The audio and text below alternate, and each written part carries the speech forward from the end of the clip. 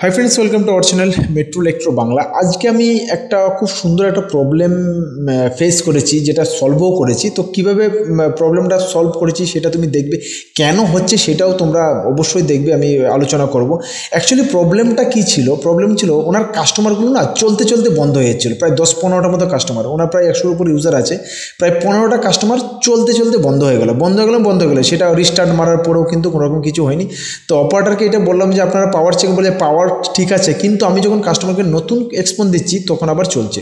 তো তার মানে কি প্রত্যেকটা কাস্টমারকে নতুন নতুন এক্সপন দিতে হবে? না, সেটা দিতে হবে না। তাই কীভাবে সলভ করছি সেটাকে দেখে নাও। আগে দেখো, প্রথমে আমি ব্লাইন্ড প্রোফাইলে গেলাম। ব্লাইন্ড প্রোফাইলে গিয়ে দেখি যে পার্টিকুলার কয়েকটা এক্সপন আছে যেগুলি NA দেখাচ্ছে। দেখো NA, তার মানে কি প্রোফাইল ছেড়ে দিয়েছে। তো আমি ম্যানুয়ালি প্রোফাইল দেওয়ার চেষ্টা করছি। দেখো ম্যানুয়ালি প্রোফাইল যখন দিচ্ছি, দিয়ে যখন আমি সাবমিট করছি, সাবমিট করার পরে দেখো ফেল্ড দেখাচ্ছে, তার মানে ম্যানুয়ালিও কিন্তু নিচ্ছে না। তো তার মানে কি প্রত্যেকটা চেঞ্জ করতে হবে বা বাড়িতে গিয়ে গিয়ে রিসেট মারতে হবে? সেটা তো সম্ভব না, প্রত্যেক বাড়িতে গিয়ে গিয়ে রিসেট মারা।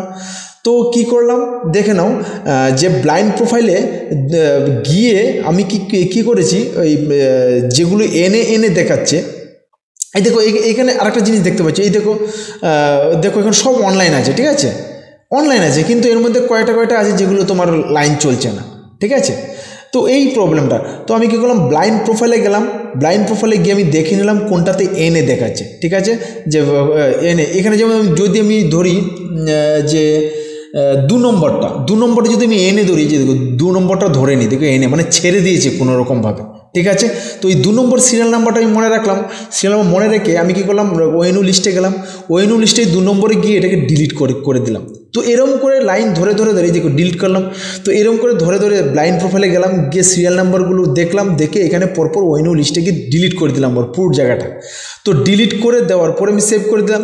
করার পরে এবারে যে কাস্টমারগুলোর যে যাদের চলছিল না তাদেরকে আমি ফোন করলাম। ফোন করে একটা করে রিস্টার্ট মারতে শুরু করলাম। যখন রিস্টার্ট মারতে ওরা শুরু করলো একটা করে, তখনই আমার লাইনগুলো আবার নতুন করে প্রোফাইল ধরতে শুরু করেছে, ঠিক আছে। তো অ্যাকচুয়ালি প্রবলেমটা কেন হয়, তাহলে সলিউশনও এটাই ছিল অ্যাকচুয়ালি সলিউশনটা হয়ে গেছিলো, ঠিক আছে। তো এবার আমি বলি যে প্রবলেমটা কেন হচ্ছে। তো প্রবলেমটা হওয়ার তার কারণ হচ্ছে ফার্মওয়্যারের জন্য কিন্তু এই প্রবলেমটা হয়, ঠিক আছে। যদি ফার্মওয়্যার ওল্ড ভার্সান হয়ে যায়, কারো 2 বছর 3 বছর চলার পর না ফার্মওয়্যারটা ওল্ড হয়ে যায়, তখন কি এটাকে আপগ্রেড করতে হয় কোম্পানিকে বলে। আমি করতে পারবো না। এইটা যেমন নেটলিঙ্ক কোম্পানি, তো নেটলিঙ্কের কোম্পানির লোককে ফোন করতে হবে, তারা ওইটাকে ফার্মওয়্যারটাকে আপগ্রেড করে দেবে।